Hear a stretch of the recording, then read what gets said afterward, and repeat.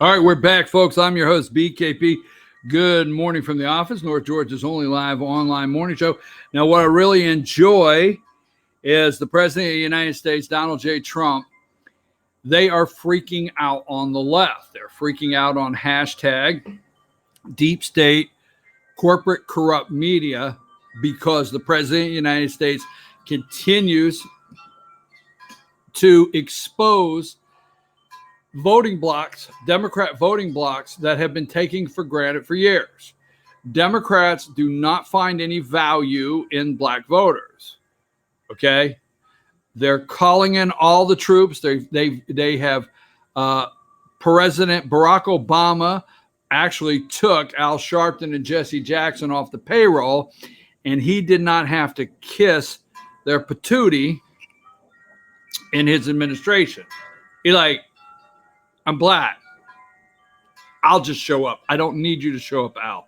But anyhow, so Jesse Jackson was put on a shelf in 8 years. Okay. That being said, President of the United States, Donald J. Trump, has exposed the no value to Democrats, the black voters, no value to Democrats, Hispanic. They're playing the card, but they don't care. No value in Jewish vote, the Democrat Jewish vote. Now, I, for one, never have understood, never really my whole life understood the Republican support of Israel, the lies that Democrats support Israel. I never understood that vote. But let's go to the video, okay? This is all opened up. It goes along with everything we're doing.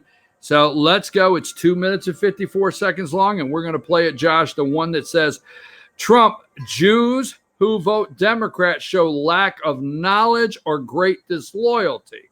So we showed you the 3 Jews this morning, okay? Go, Josh. On Israel, Congresswoman Ilhan Omar yesterday said that the United States should rethink its policy of aid toward Israel after she and Congresswoman Tlaib were denied entry. Congresswoman Tlaib was later allowed to come in, but she decided not to. Should there be any change in U.S. aid to Israel? No. And you should see the horrible things that Tlaib has said about Israel. And AOC plus 3, that's what I call it. AOC, just take AOC plus 3. And you should see the things that the 4 of them have said about Israel over the last couple of years. I mean, Omar is a disaster for Jewish people. I can't imagine if she has any Jewish people in her district that they could possibly vote for her. But what Omar has said, what Tlaib has said, and then yesterday I noticed for the first time, Tlaib with the tears. All of a sudden, she starts with tears. And I don't buy it. I don't buy it for a second, because I've seen her in a very vicious mood at campaign rallies, my campaign rallies, before she was a congresswoman. I said, who is that? And I saw a woman that was violent and vicious and out of control. And all of a sudden I see this person who's crying because she can't see her grandmother. She could see her grandmother. They gave her permission to see her grandmother, but she grandstanded and she didn't want to do it. So that's a decision of Israel. That's not a lot of people are saying that was my decision. That's a decision of Israel. They can let them in if they want, but I don't think they want to. When you read the things that they've said about Israel, how bad, and if you look at their itinerary before they found out, you take a look at their itinerary, that was all going to be a propaganda tour against Israel. So I don't blame Israel for doing what they did. I have nothing to do with it, but I don't blame them for doing what they did. I think it would have been very bad to let them in, including the 4. I'm talking about all 4, but these 2 that wanted to get in, Omar and Tlaib. And I think it would be a very bad thing for Israel, but Israel has to do what they want to do. But I would not cut off aid to Israel. And I can't even believe that we're having this conversation. 5 years ago, the concept of even talking about this, even 3 years ago, of cutting off aid to Israel because of 2 people that hate Israel and hate Jewish people. I can't believe we're even having this conversation. Where has the Democratic Party gone? Where have they gone where they're defending these two people over the state of Israel. And I think any Jewish people that vote for a Democrat, I think it shows either a total lack of knowledge or great disloyalty. So what is happening is exactly what Trump does every single time. He's playing chess, they're playing checkers, and now everybody is Googling this. They're Googling his comment when it comes to Jewish voters. And they hopefully are picking up that video right there. Okay. Totally I don't buy it. Trump says, hey, Tlaib with the tears, I don't buy it. Now the truth comes out. They want to defund Israel. All right. Absolutely. Here they are, number 12. Okay. So this is who these three Jews are funding, people like this. This is Tlaib, Democrat representative from Michigan. Okay. Yes, very angry protester at a Trump speech at the Detroit Business Club, I think. The video's out there. Very angry, okay, protester. Told her young son, we're going to impeach the MFer. Very angry woman, okay. Crying crocodile tears, I want to see grandma, all right. Had an opportunity to go with the largest U.S. congressional delegation to Israel in August and chose not to. So the two of them could grandstand and try to cause problems in Israel. The other one is the one that wears a Depends on her head. I mean, I know you're so upset with me right now that you're saying I have no respect for her religion, and her beliefs. You're right. I don't care. All right. She wraps her head up and says, I want to go to Israel. Oh God, every time. I think we should defund those Jews. Probably hits the Jews on a high note. That is Omar, Democrat Congresswoman from Minnesota. Both of these women are Democrats. Both of these women are Congresswomen from, let's see, Minnesota. We're going to win that red state. We're going to call that a red state. Rashid, you're helping a lot there. So anyhow, these two women are Muslim. 435. Now you think of it, members of Congress, two of the squad, Muslim women, trying to do everything they can to trash Israel, our ally, to defund Israel, okay, and doing it with money from three Jewish guys. The Jewish voters, Donald J. Trump is 100% right. 100%. Okay. What are you doing voting for a Democrat? Absolutely not. Now, let me go through. I want to go through the media and their comments on Jewish people, Jewish voters. Let me get that right. Let's see here. Josh, we're going to go through, grab me some pictures here really quick as I wrap this segment of the day up. Your private property rights, red flag laws. Okay, number 46, CNN at 4:11 a.m. I forget this guy's name. President accused of promoting anti-Semitic stereotypes. Trump, Jews who vote Democrat show great disloyalty. Jews that vote Democrat agree to defund Israel, period. Here's another one they brought in, number 45. This is Representative Jerry Conley, Democrat for Virginia. Jews who vote Democrat, why he's all upset. And here's number 44. This is, I'm telling you, they are unhinged because Trump is exposing voting blocks that Democrats have discarded. You are useless to them. You are a vote and nothing more. They own you. I know you didn't like that. Jonathan Greenblatt. That's number 44, Josh, number 44. It's unclear who President of the United States is claiming Jews would be disloyal to. Who are you saying disloyal to? Because, you got Soros is a Jew, Steyer is a Jew, Bloomberg's a Jew. You got the two congresswomen that are Jew haters. I mean, where are you going with this, big president? But charges of disloyalty have long been used to attack Jews. Trump's not anti-Semitic. His daughter's Jewish. His son-in-law is Jewish. His grandkids are Jewish. They named a street after Trump. They've named a village after Trump. The Jewish people have. As we've said before, it's possible to engage in a democratic process without these claims. It's long overdue to stop using Jews for a political football. I must agree with that highlighted area because I do think Democrats need to do that. They need to quit using Jews and taking them for granted and just, Number 43, moving right along, Josh.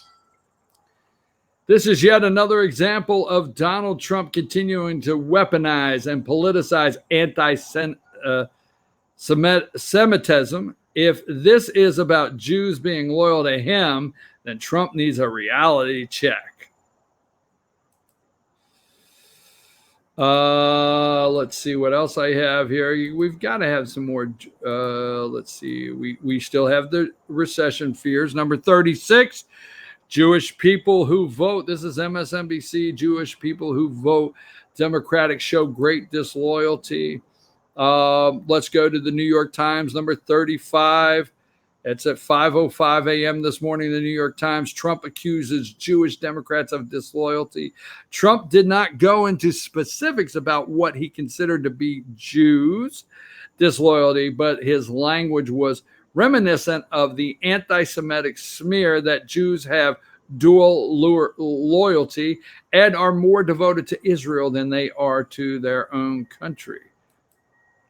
Turning it around, folks, they are unhinged. You watch the video, you see it for yourself. Hey, Trump says, I don't understand it. Why would you vote for these people? They want us to defund Israel. They want to take Israel down, and you're going to vote for them? Really? I don't get it. Number 34, according to exit polls, 71%, 34, of voters who identified as Jewish voted for Hillary Clinton, while 23% voted for Trump. They are concerned because they believe now, they know that 23 might go to 28, 32. All right. MSNBC put out the same tweet. Let's just go to it to show it. Number 33. Okay. And then 33. And then let's round out this segment, okay, with the Jew candidate. Number 32, Bernie Sanders to Trump. I'm a proud Jewish person who votes Democrat. You're not even a Democrat. You're an independent socialist. You caucus with the Democrats. And here's Bernie yesterday, number 31, Sanders. I'm a proud Jewish person. He's out there. I'm Jew. I didn't say it. He did. All right. So let's end that for the day. Okay. And let's switch to something else. Let's switch to Joe Biden. Now, I want to play a short video, Josh. I want to end that. I want to switch to Joe Biden. And let me see where it is. It's the one Biden gets defensive about crowd size. Let's look at three things with Biden this morning. Wait a minute. Don't go there yet, Josh. Don't take off for that one yet. Let's get the one up. I had it earlier. The one that says Joe Biden falsely says RFK, MLK. Let's look at that one first, because these are a couple things that if the president of the United States, Donald J. Trump, misspells, says something, they fact check. Do they have a team? Remember, is it Toronto or whatever? Remember the Canadian paper? Remember the people that are checking the lies Trump tells. They just went in and said, remember, we just got to say lies. We really don't like it, but Trump tells so many, and we fact check everything. The whole entire team.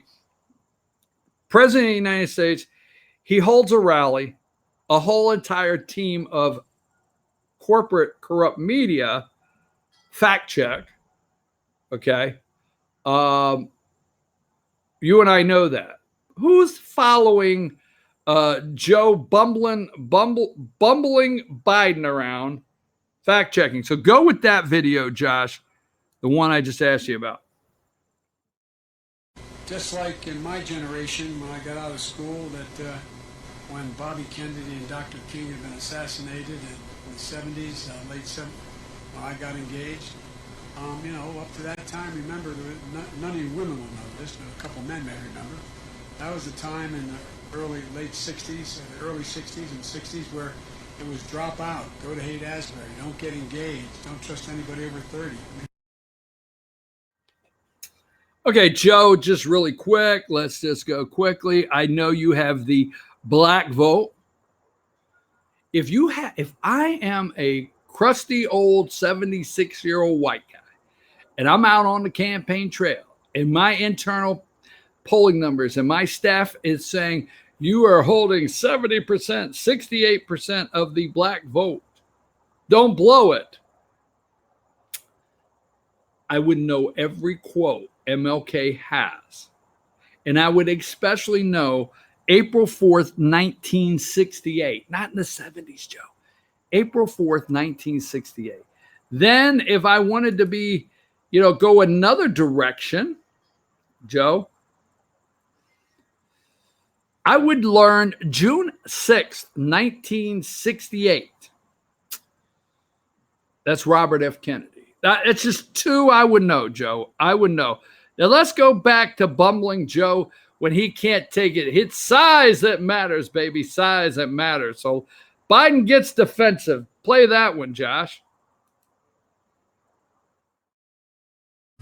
Biden's first event of the afternoon was at a smaller venue, but there was still room in the back. So I had a chance to ask him what he thinks when he sees a more progressive primary candidate like Elizabeth Warren on TV with a crowd in the thousands. No.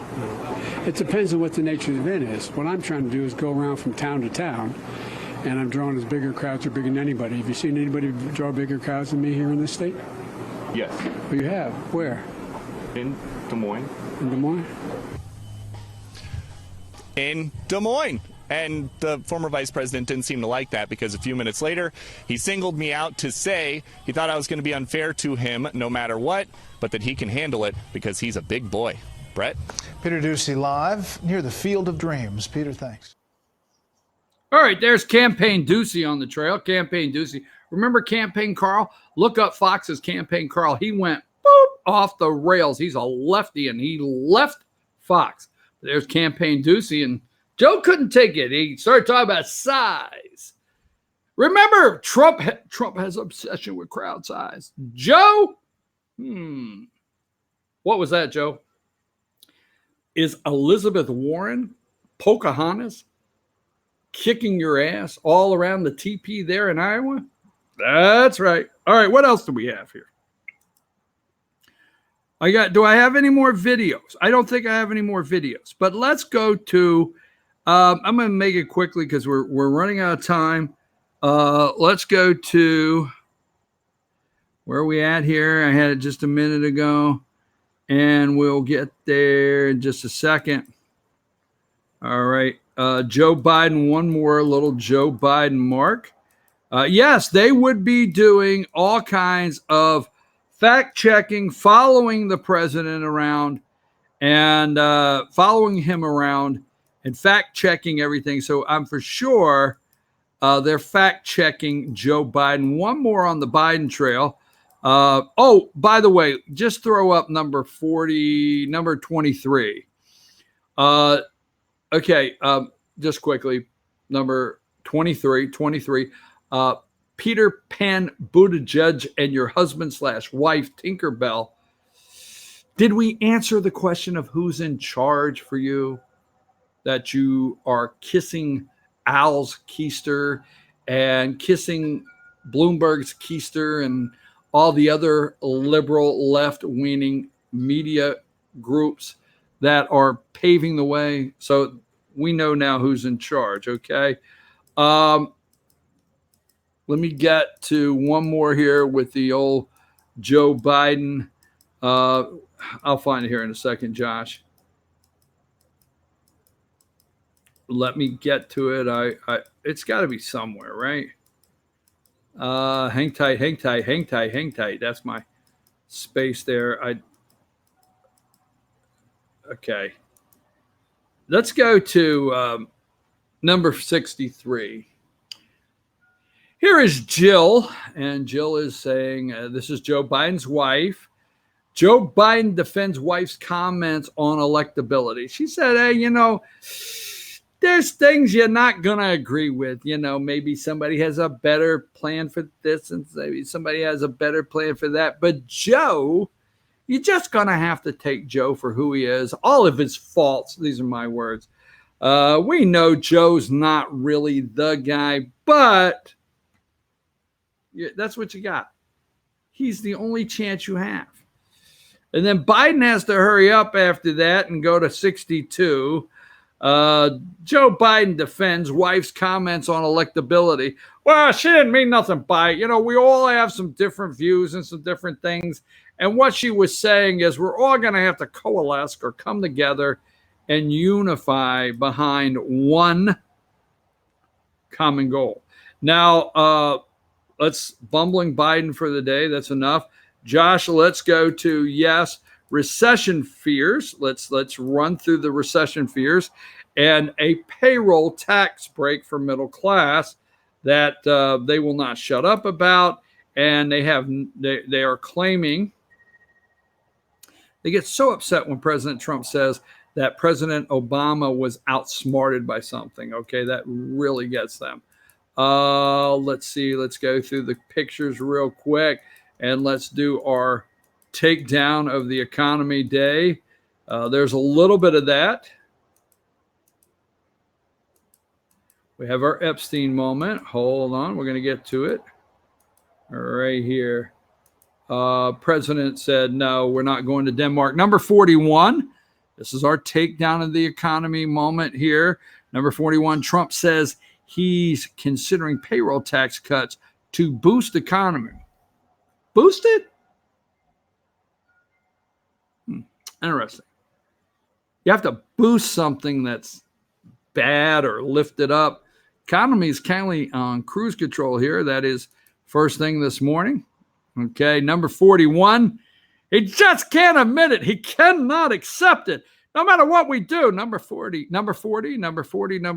Trump denies U.S. facing a potential recession.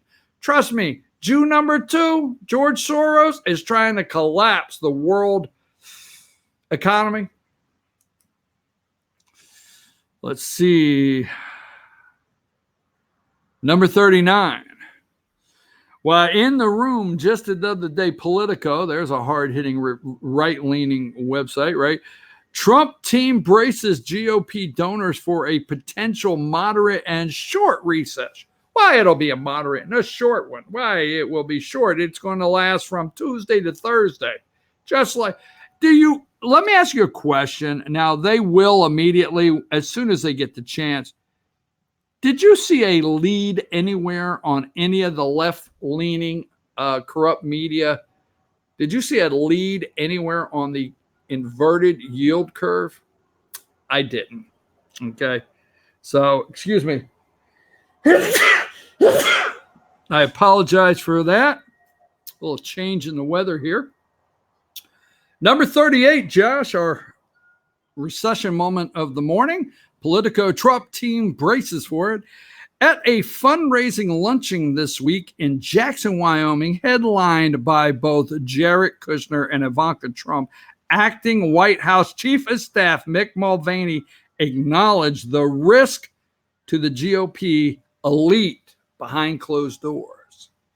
Why Mick was behind closed doors and he said, look, who's around here? Can I trust everybody in the room?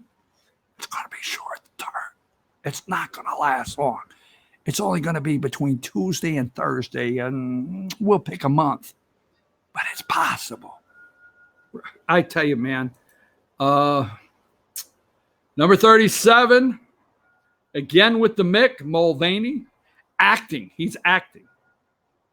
He's starring in the reality show Trump, President, the man, the myth. Number 37, if the U.S. were to face a recession, it would be moderate and short, Mulvaney told roughly 50 donors, according to an attendee. Somebody rushed right out. Call me. Call me. I can't speak up. I'm in a cubicle at work, but he said recession. Okay, let's go on. I made Josh a promise I was going to hit all of these pictures. And Josh, I have my concerns. We might not, but let me let's go through here. Want to see if CNN had recession fears. If so, I would have clipped them. So let's see what we got here. Absolutely.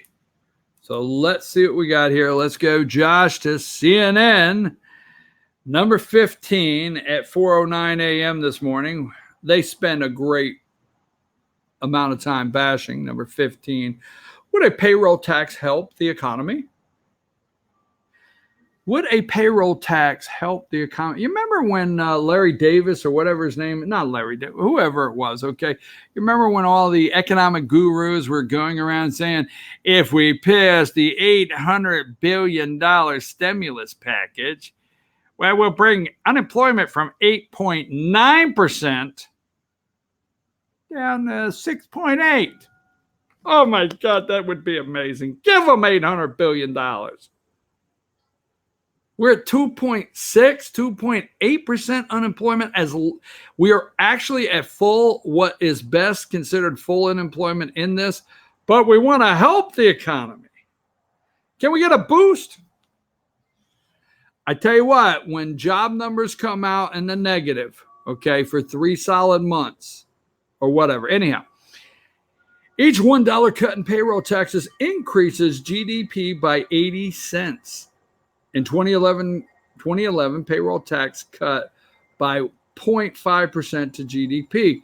White House sends mixed message on payroll tax. Let's go to number 16. White House sends mixed message on payroll tax. Trump says administration looking at various rate reductions. Okay.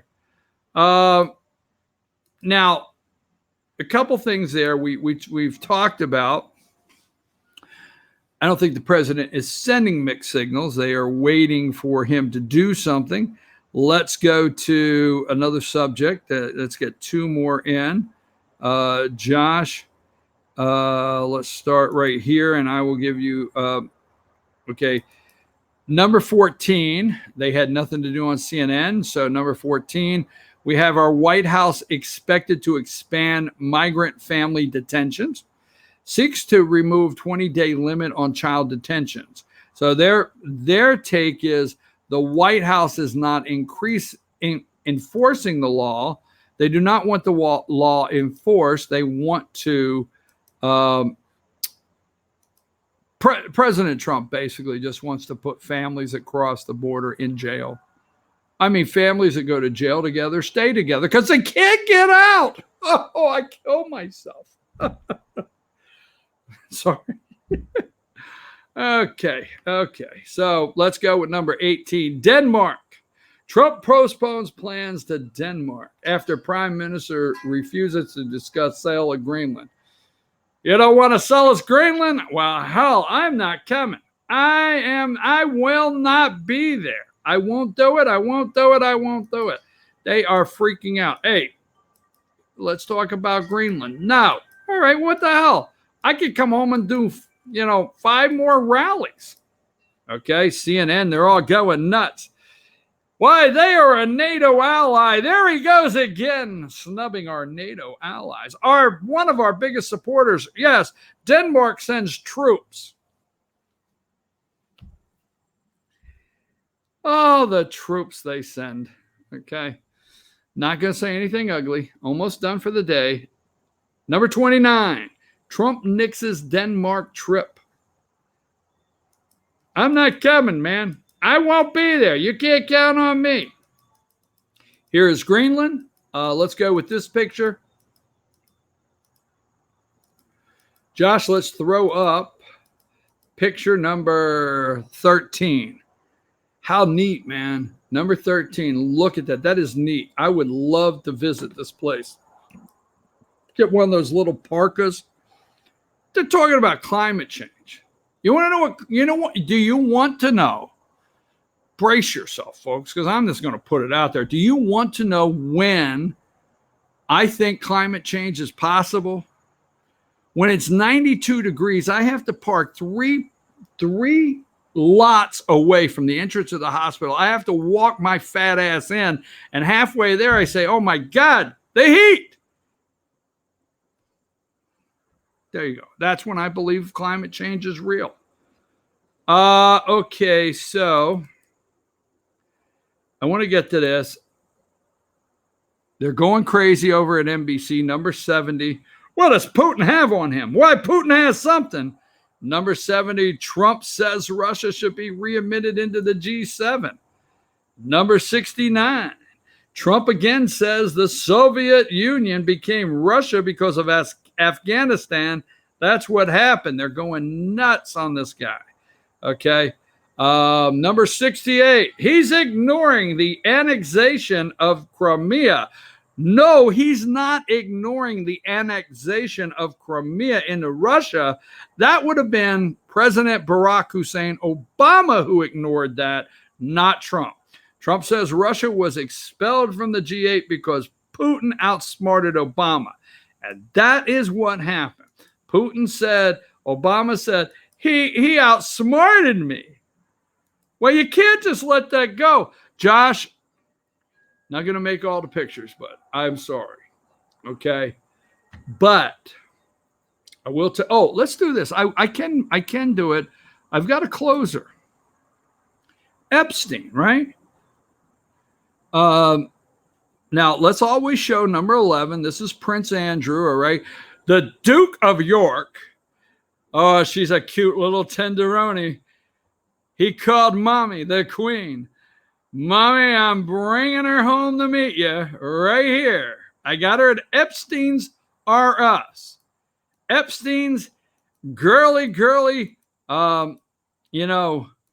Epstein's got one of those flashing light signs going down the interstate. We bear all at Epstein's little girly shack. And I'm going to find two little shots there. Leave that one up there, the Duke. Now, Josh, do not take the Duke down. And if I don't find these two shots, there we go. Number 48, Jeffrey Epstein preyed on women during jail sentence. Forced victim to marry woman. Lawsuit alleged. He preyed on women during jail sentence?